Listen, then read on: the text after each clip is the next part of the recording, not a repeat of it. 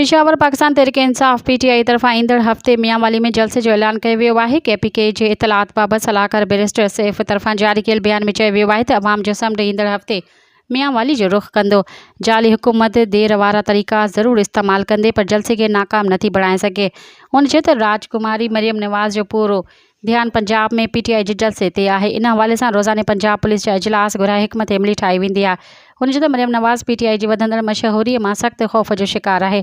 जाली हुकूमत मियांवाली जलसे जी नाकामी जी कोशिश कंदी पर हू जेतिरो बि ज़ोर लॻाए वठनि PTI बानी इमरान ख़ान खे अवाम जी दिलनि मां नथा कढी सघनि। जुनून जो रस्तो रोकण जाली हुकूमत जी वस जी ॻाल्हि नाहे। मज़ीद ख़बरनि ऐं तफ़सीलात लाइ विज़िट कयो असांजी वेबसाइट www.awamiNewsHD.com ऐं ॾिसंदा रहो अवामी न्यूज़ HD।